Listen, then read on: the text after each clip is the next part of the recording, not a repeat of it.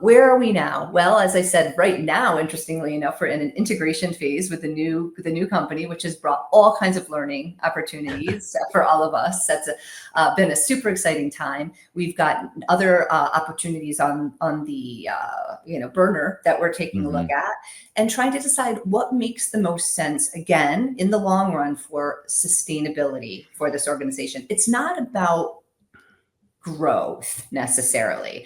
It's about ensuring the right growth. Do you know what I mean? I love that. Historically, that's what Masonicare did, was let's just get really big and go in a lot of directions and try to serve everyone and be everything. When we started to grow out again, JP and I talked a lot about walking away from anything that was not directly aligned with our brand and our promise. Yeah. So that would give us would you say guardrails, if you will, Sure. to say, is this aligned with our brand? And we've looked at things and I thought, oh, we could go and do that, but is that really on brand for us? Let's go. Welcome to The Move In, a senior living marketing podcast from Unlock Health, a full service marketing partner for the aging services industry.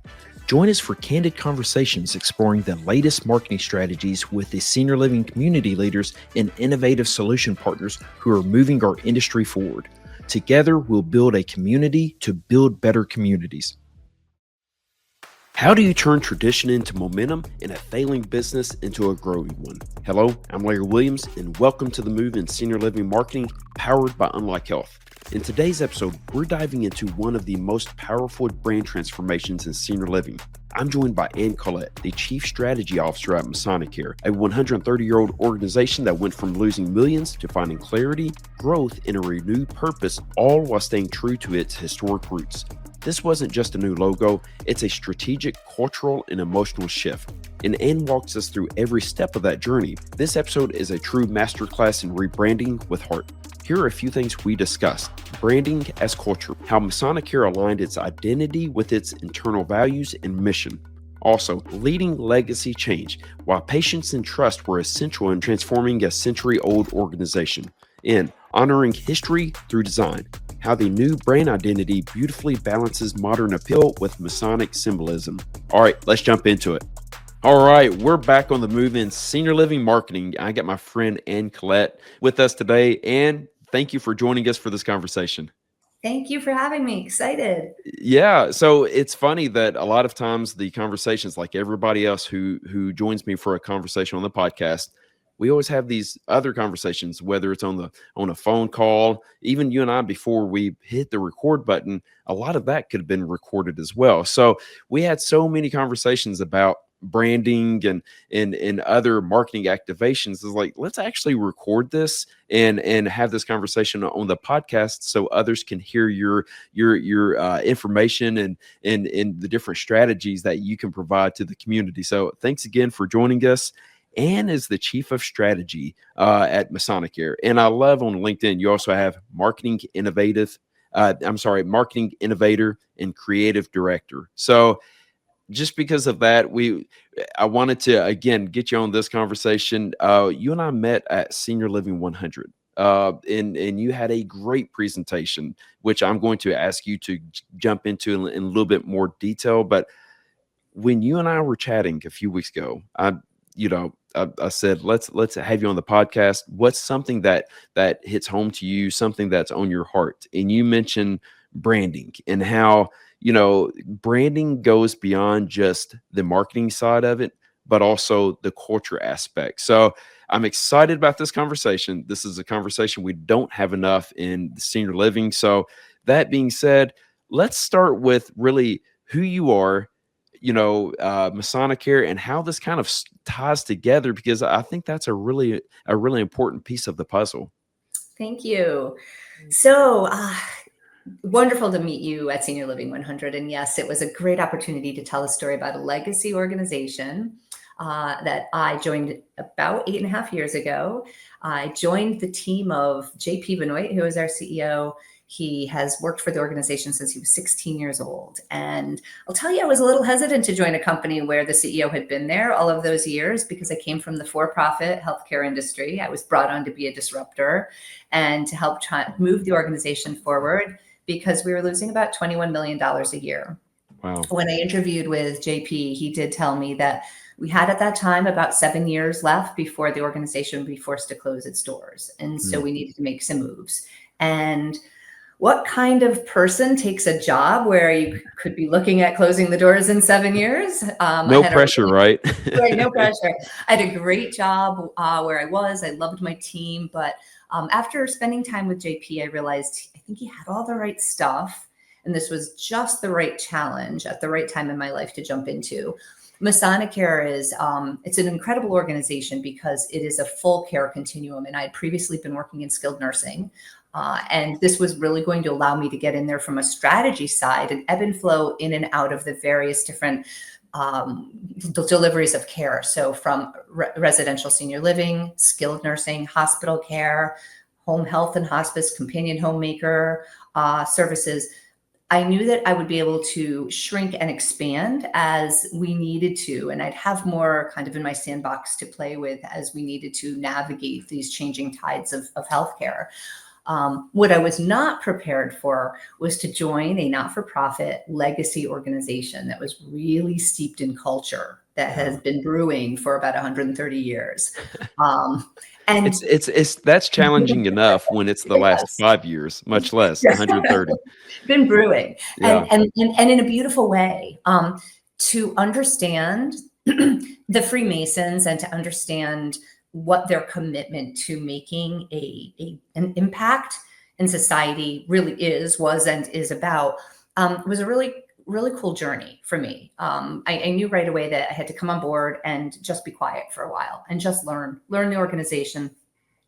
JP had, a very big understanding of obviously the culture and what moved Masonicare and also what kind of had moved the organization in the direction that it was heading. And that was really that it was an organization of heart. It was an organization wanting to be all things to all people. It had expanded in so many directions that I would tell you the organization was ahead of its time in many ways.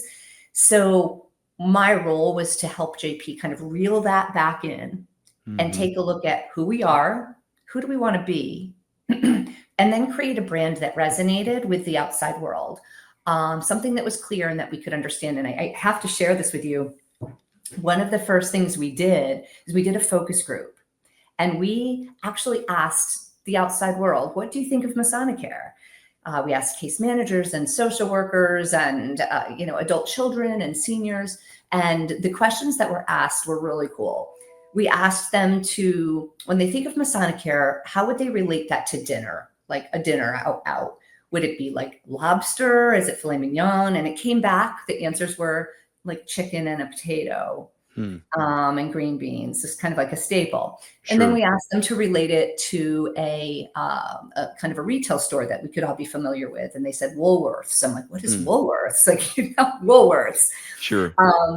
It was traditional, staple, warm, comfort, but it really wasn't. It was losing some of the pizzazz that I think that maybe just being a traditional older company had.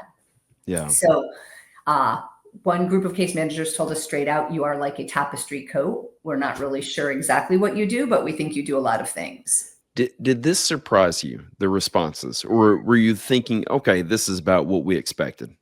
So because I try to come at everything from the eyes of a consumer, it didn't surprise me, because if Masonicare was hard for me to understand coming on board, and I come from a healthcare and senior care background, Sure. I was pretty sure that the rest of the world was having a hard time understanding. It took me a good year to really understand Masonicare, all of the service lines, all of the things that we did. I mean, every corner I would turn, there would be a new thing that I learned we were offering somewhere. We had our own physician practice.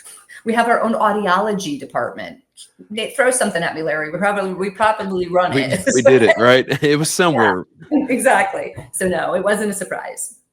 Well, and I appreciate you coming in with a fresh perspective, because sometimes it's hard to have that if you've been working within the the community or as a provider at the same location for extended time. Sometimes that you see the same thing and you understand it, but it's hard to reflect and say those who are coming into it might not see it the same way we see it, and you get used to a lot of the same like the same decisions that were made over time that led to this point. Yeah. One thing I wanted to ask was, how tough was it to sit back and be quiet, as you said, just Ah, to learn? Because I think so often we feel the need to jump in, and we're being paid to take action, and we want to take action. yeah. But I'm guessing that also has to do with, senior leadership, and it's telling you it's okay just to sit back, focus, learn, and think about this for the long term. Yeah, that's such a great question. Personally, it was a huge challenge for me, and I credit our CEO, JP Benoit, who has been a huge mentor. He has taught me so much about patience. Hmm. Because I will tell you, our first month together, probably our first couple of weeks, I literally walked into his office with a spreadsheet and I said, do all of these physicians actually work here? Are they on payroll? And I had so many ideas coming out of every scene. I literally could not sleep at night because I was so excited about the Yeah. opportunity that I could see for this organization. And he kept reinforcing the need to be patient, to Hmm. take my time. Let's talk these things through. Now, know that I was up against, in my mind, a ticking clock, because you Sure. tell me 7 years, I've got to get this done in 4. Let's Yeah. go. Yeah. I also came from a for-profit company where we moved all the Yeah. time. Every quarter you're Like, being, yeah, every single quarter you're being, asked, what's going on? How are we moving this needle? yeah. So one of the things I learned from JP is that the culture that fueled the Masonicare brand was filled with heart. It was filled with people wanting to do the right thing. And that if we were going to get to where we wanted to be, we had some work to do in convincing folks that moving in this direction was the right thing, that keeping an organization sustainable so that these folks that are living here will continue to live here was going to mean making hard decisions. And you just can't come out of nowhere and be like, boom, this is what we're doing. Sure. We need to get everybody on board. And I talked about that at the Senior 100 conference, because what I will tell you is the single biggest, move we made was really getting the entire organization to rally around these big changes that we knew we had to make, including really defining our brand. And part of that was closing service lines. Some of that was outsourcing service lines. And we had to be extraordinarily transparent with people and say, this is going to be a journey. Stay with us. Stay with us, and we promise you this is where we're going to go. And it's going to be good when we get to the other side. So it was a lot. You're right. I wanted to just go and get it done in a week. Yeah, but taking that step back, because so much of this process is also about that buy-in. And if Yeah, you make changes too soon, it can disrupt too much, and that's you right. lose that buy-in. And I know how important that is. And spoke with John Casatos at Meadowood about that, and how kind of the same situation, which is you have a strong history within the community. And it's one of those, you have to really take multiple steps back before you can go forward. You want to make sure that you do have buy-in from, the leaders, from the community, from the residents, and everybody. And so I think that's something that we always need to keep in mind is, to go forward, we do need to take a few steps back and make sure that, that buy-in is there, but you also explain the need and That's right. the purpose behind it. So That's question for you. And so how long ago did this take place? Like so this process, when you joined Masonicare and you start to really evaluate what's going on, how long ago was that? yeah, so that was about 8 years ago, Okay. because I'm going on my ninth year. About by year 7, so I'd say 7 years ago, we were really in full motion. So I put in a good year here of planning and preparation, and speaking to JP a lot about how we wanted to communicate the changes that we knew that needed to be made. Yeah. Because again, to your point, if we don't have this army around us to get us to where we need to go, any strategy is just a lot of great ideas if you don't have a people team behind you to make this happen, right? You need Sure. people to implement this. And I struggle sometimes that with all of the great things that, technology and efficiencies that, companies and businesses are looking at, in order to grow their businesses, that's great, but the reality is it's the people that get the work Mhm. done every day. It's the people that need to believe in this, that need to move this forward. And it's the people that got behind the ideas that we put out there and said, okay, this is hard. This is hard because this means letting go of some things that we believed in for a long time, Yeah. changing our thought process, but they did. Yeah. Change is hard. It I mean, it's is. just the truth of it. Change is hard, especially when you have a proud tradition in a workforce that again takes pride in what they do, and Yes. that so many people are invested in that, and to kind of reframe that, it can be challenging. But one thing I've learned is once you go through it, it can be a resource to bring people together and really push forward that mission and see kind of a resurgence and a new beginning and continue to shape what the work is and how to approach it. Right. And I think once you have the trust that's been built, I would say we'd started a lot of our big initiatives about 7 years ago. One moment that's very clear in my head is we were right in the middle of the pandemic. So that was 5 years ago. And we'd had a big initiative at play around our skilled nursing facility. And I thought for sure we were going to just put it on hold. We're in the middle of a pandemic. What's going to happen? We were scared. We were all being, moved to home, and it was a lot. And I remember getting on a call with JP and our CFO at the time. And I said, so what is our plan? How do we do this? And he said, what do you mean? It's the plan, move forward. Yeah, keep going And forward. yeah. And I was like, okay, so we're just going to go do this. And she's like, we're going to just go do this. And I said, Yeah, okay. So we did, and we moved the plan forward through COVID. And I will say this, it was an amazing testament to the team from every level of the organization that just got behind this and said, you know what, there's always going to be something. yeah, I'm and that's expecting the it to be a truth. pandemic, but there's always going to be something Yes. you've got to move your strategy, and we did.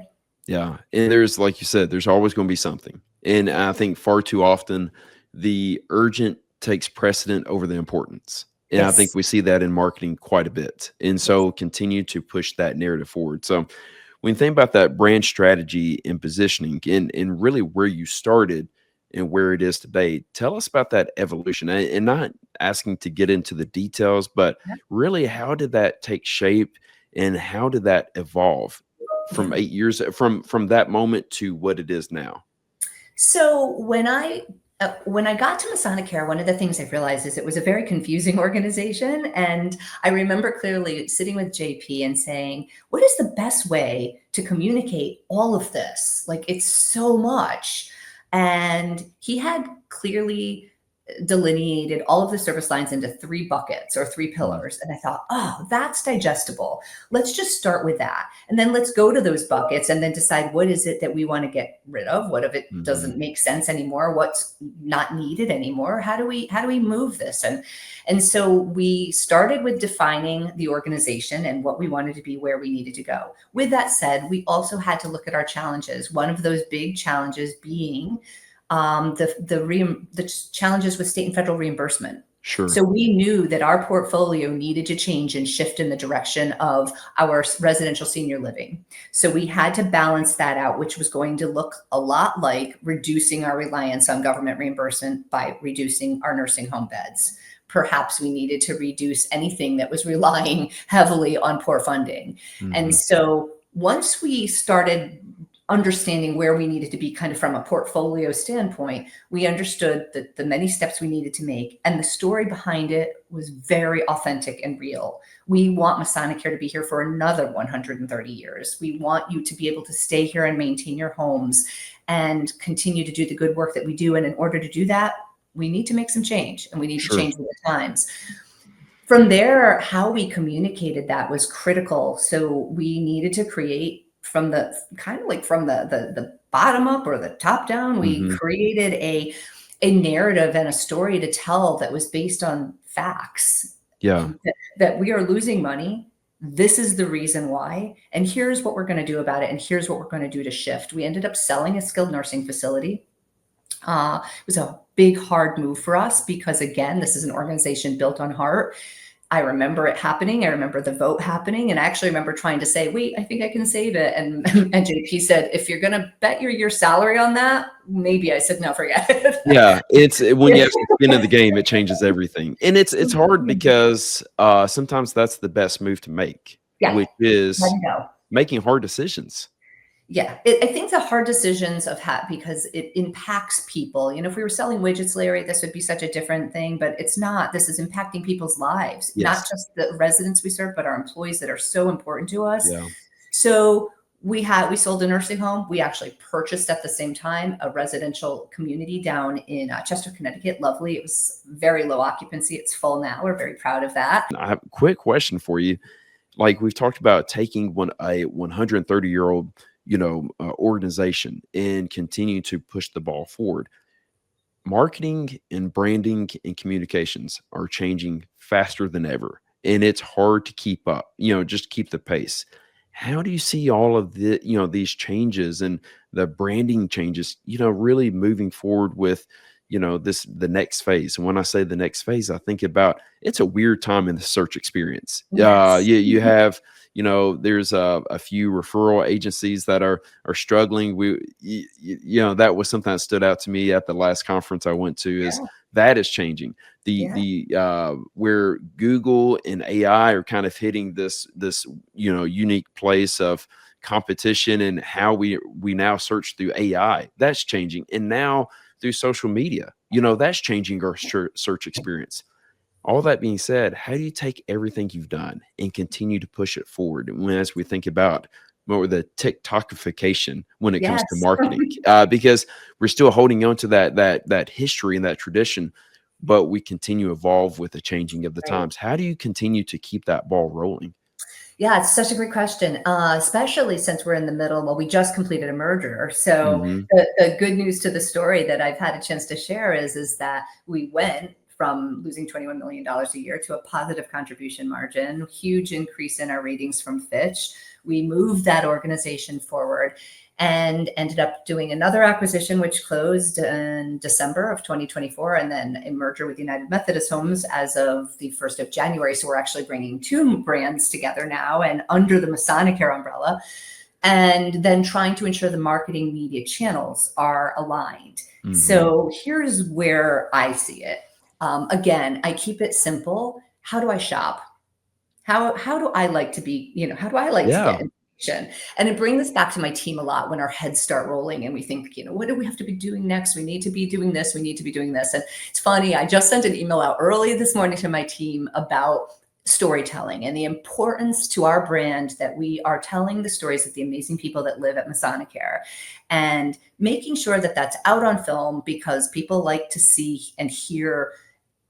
Listen, stories need to be lived. I don't want to just have to get up there and tell people how great Masonicare is. I want people that live there to tell people how Masonicare is, to, what the Masonicare experience really is. And there's no greater group of people to do that than the people that live here. So I think it's one thing to have a great logo and to have a great narrative and awesome copy, but there's nothing really better than I think than just having people live the experience and talk about it. So there's probably not a channel that we're not in. What's really cool though, and I love this, is that I'm very data focused. And so we measure all of our communities and we really are interested in how people are responding to our work. So for example, one of our communities is straight digital. Lots of digital work, lots of digital messaging. It's just amazing how they respond to it. I have another community that is it's completely the newspaper and direct mail, no digital. It's just not working yet. It's interesting. And it works. And that's the unique thing about senior living. It depends on the location. Different, like there's not a one size fits all. And you have to test, measure, learn, and evolve. And that is a challenge. And it's funny you say that because far too often I do hear a lot of groups say like we invest heavily in digital marketing, but ironically this one community does not work the same as radio. And so I appreciate you saying that, like constantly evolve, but just double check that. That's right. And I think as far as the brand goes itself, the beautiful thing about Masonicare is the same reason that this amazing organization was started by the Masons 130 years ago is the same reason we exist today. What's different is how we tell the story, I love right? So that. we have all the different modalities and marketing channels and, methodologies to tell a legacy story that's, definitely a more contemporary organization. We Yeah. do things today that are really cool. We do have all of the great things out there that, from smart apartments to telehealth to, you name it. But it's all done with the same heart and the same kind of legacy tradition that was set 130 years ago. So you don't need to let go of that. It's just infused into how we live and act and feel. JP has a group he runs. It's called the One Group, and all of the managers in our company come together. And the idea is so that we'll think and act as one. And it's all based on a commitment to, no matter what you do, remember that we can never be too busy for the small stuff, because that's what matters. And we all kind of join hands, if you will, and lock in step under the same mission and vision. Yeah. And it's like you said, we're never too busy for the small stuff. And That's I think about that's really at the basis. That's the brand. that is It brand. reminds me of something that Julie Plummer said. My friend Julie Plummer with Onsite Women's Health, and she said in a previous episode, a brand is not a logo; it's a promise. And I Right. feel like it's the same thing that you're saying. It's just more of this is the brand, and we continue to evolve, but the mission, the purpose, the tradition, it all stays the same. One T-shirt you need to have made that I love this phrase: stories need to be lived. I love that phrase. That's incredible. They do. They That do. They need to be lived. And then, I think that one of the opportunities we have at Masonicare, and I hope all senior organizations are looking at, is our opportunity to really encourage our folks to thrive by exposing them to exciting opportunities to be engaged. I wrote a blog this weekend, and I spent some time talking about, and this might sound like a big step, but I don't believe it is, how living in a residential community can expand or extend your lifespan, because we're addressing all of the things that contribute to a shortened lifespan besides health and wellness, loneliness. yeah, There's the risks of being, of living alone are many, and those are reduced immediately when you're living in a community. When sure. I talk brand, it is exactly how you feel when you walk into a Masonicare home and you feel like you have come home. I love that. That's brand, right? Yeah, That's brand. My job is to get that feeling now and communicate it through yeah, different channels to folks. And I tell people all the time, well, yes, I work in marketing and I manage the brand. I tell you, everybody manages the brand, from the person that answers the phone to the yeah, for CNA that's sure. delivering the best care out there. They're the brand ambassadors. Yeah, for sure. And I think so far too often we get focused on branding, meaning a marketing function. No, No, it's yes, really it's the culture. It's about how we approach, our work, how we approach this life, how we approach each other. That's the that's right. brand. And that's what grows. I mean, I think about some of the brands that we all love. And what's that experience that they tie into that brand. It's not Right, about the logo, it's about the experience. right, right. So, so wrapping up, you started off saying, the struggles when you arrived, losing $20 million a year. How is that playing out now? Where do you stand as an organization with some of these, I'd say, forward thinking actions and just more of a intentional, an intentional approach to all things Masonicare? So what an exciting time for us right now. It is. It is. I would say that again, it's been evolving. It's wonderful to have a financially stabilized company, because we can Yeah, now sure. think about what's that next thing that we want Yeah. to do. I will tell you, interestingly enough, we have many, many companies that call us and ask for us to help them get their organization stabilized or put back on Mhm. track. As part of our merger with the United Methodist Homes, we have had their company, that's a large consulting company called the Long Hill Company, join our team. So that falls under the Masonicare brand. So we actually have a third-party management company now where we do Oh, just that. We go out and we help other companies try to get and do the work that we did to get sure. to a place of sustainability and stability. Where are we now? Well, as I said, right now, interestingly enough, we're in an integration phase with the new company, which has brought all kinds of learning opportunities for all of us. That's been a super exciting time. We've got other opportunities on the burner that we're taking a look at and trying to decide what makes the most sense, again, in the long run for sustainability for this organization. It's not about growth necessarily. It's about ensuring the right growth. Do you know what I mean? I love that. Historically, that's what Masonicare did, was let's just get really big and go in a lot of directions and try to serve everyone and be everything.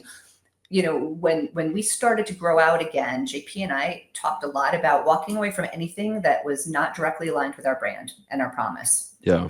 So that would give us would you say guardrails, if you will, Sure. to say, was this aligned with our brand? And we've looked at things and I thought, oh, we could go and do that, but is that really on brand for us? And it was important for us to just decide what was on brand and what wasn't on brand. And so where do we see us going? I would tell you that I would definitely expect to see Masonicare do more acquisitions. I would, more merger opportunities existed, definitely in the third-party management sector. We're doing a lot of work. I believe we have 30 clients nationwide right now. Wow. So I expect to see more of that. And it's lovely because what it is it's just us getting to go out and talk about the things that we did that really weren't all that complicated. Put your arms around your team. Yeah. Value your employees. Remember that your culture is the fuel. It is the grease that moves those gears forward in your organization. And if you do not have that intact, and I cannot emphasize this enough, those gears are going to lock up and you will not move forward. People matter. They've got to love the company and the mission and get behind it. I think that's the best place to wrap this up on. I think that's such a profound statement and something that we can't overlook. And I appreciate you saying that really not every opportunity is an opportunity. We need to step back and really understand what that opportunity really is and make sure it's not disguised as an opportunity. So, and thank you so much for taking the time. I always enjoy the conversations with you. I feel like I learned a ton, and I think you and I could have chatted for another hour if we could. Yeah. And we'll later on this week, if we have another meeting, we'll probably continue this conversation. Absolutely. So thank you again. Where can people find you, Ann, if they want to further connect? So, listen, I am on LinkedIn, but you would have to search for another name. You'd have to do some homework. I think my own LinkedIn is Ann Krantz or Ann Collette Kranz. I think it's Ann Collette Kranz. Yes, that is my married name. I've stepped out and added my married name to my to my LinkedIn account. Or you can find me at Collette@Masonicare.org. Awesome. And I really appreciate you. And thank you again for just all this knowledge you shared with us today. Fantastic. Thank you. What a powerful conversation. Thank you, Ann. Before we go, here are 3 takeaways that I made notes of during this conversation. Listen first, act strategically. Take the time to understand your people, your culture, and your past before jumping into change. Trust is earned by listening. Second, align brand with mission and culture. Your brand isn't just what you say, it's what you live. Make sure your visual identity and messaging reflects your core values. And third, use design to tell a deeper story. Thoughtful branding doesn't erase your history, it elevates it. Design with meaning to build emotional connection and trust. Thanks again to Ann for joining us, and thank you for tuning in. Until next time, let's go make some meaningful connections.